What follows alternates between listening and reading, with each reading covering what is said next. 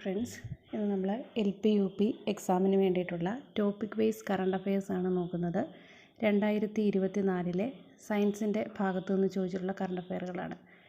Green hydrogen നയം നടപ്പിലാക്കാൻ പോകുന്ന ഇന്ത്യൻ സംസ്ഥാനം ഉത്തർപ്രദേശാണ്. ഗ്രീൻ ഹൈഡ്രജൻ നയം നടപ്പിലാക്കാൻ പോകുന്ന ഇന്ത്യൻ സംസ്ഥാനം ഉത്തർപ്രദേശാണ്.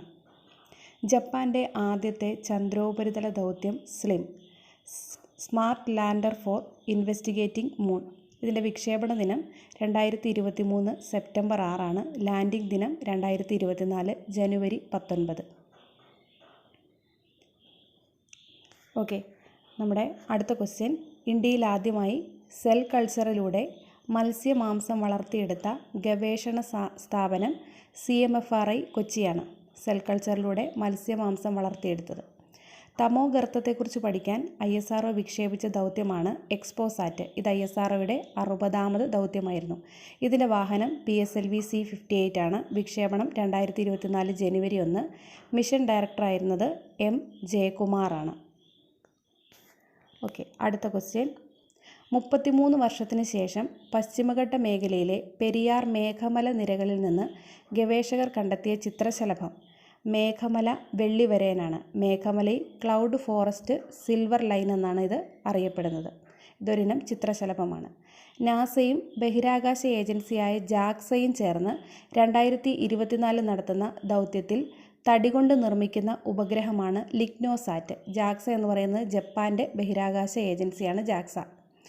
ടെലികോം ടവറിന് പകരം ഉപഗ്രഹത്തിൽ നിന്ന് നേരിട്ട് മൊബൈൽ സിഗ്നൽ ലഭിക്കുന്ന സ്റ്റാർലിങ്ക് ഡയറക്റ്റ് ടു സെൽ സേവനത്തിനായി 6 ഉപഗ്രഹങ്ങൾ വിക്ഷേപിച്ചത് SpaceX ആണ്.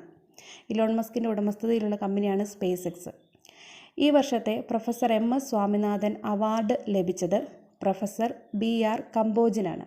ഈ വർഷത്തെ പ്രൊഫസർ MS സ്വാമിനാഥൻ അവാർഡ് ലഭിച്ചത് പ്രൊഫസർ BR കമ്പോജിനാണ്. അടുത്ത ക്വസ്റ്റ്യനിലേക്ക് പോവാണ്. ഇന്ത്യയിൽ എല്ലായിടത്തും സെക്കൻഡിൽ 48 Gbps വേഗത്തിൽ ഇൻ്റർനെറ്റ് ലഭ്യമാക്കുന്നതിനുള്ള ബ്രോഡ്ബാൻഡ് ആശയ ഉപഗ്രഹമാണ് GSAT-20. GSAT N2 എന്നും പറയാറുണ്ട്. വാഹനം SpaceX Falcon 9 ആണ്. നിർമ്മാണം ന്യൂ സ്പേസ് ഇന്ത്യ ലിമിറ്റഡ് ആണ്. ഭാരം 4700 കിലോഗ്രാം. ISROയുടെ ദൗത്യമാണ്. ലക്ഷദ്വീപിലെ ആദ്യത്തെ ഓൺ ഗ്രിഡ് സോളാർ പ്രോജക്റ്റ് പ്രധാനമന്ത്രി ഉദ്ഘാടനം ചെയ്തത് ലക്ഷദ്വീപിലെ കവരത്തിയിലാണ് ആദ്യ ഓൺ ഗ്രിഡ് സോളാർ പ്രോജക്റ്റ് പ്രധാനമന്ത്രി ഉദ്ഘാടനം ചെയ്തത്. ആൻറ്റിബയോട്ടിക്കുകളുടെ അമിത ഉപയോഗം തടയാൻ സംസ്ഥാനത്ത് ആരംഭിച്ച ഓപ്പറേഷനാണ് ഓപ്പറേഷൻ അമൃത്. അമൃതിൻ്റെ പൂർണ്ണരൂപമാണ് anti microbial resistance intervention total health.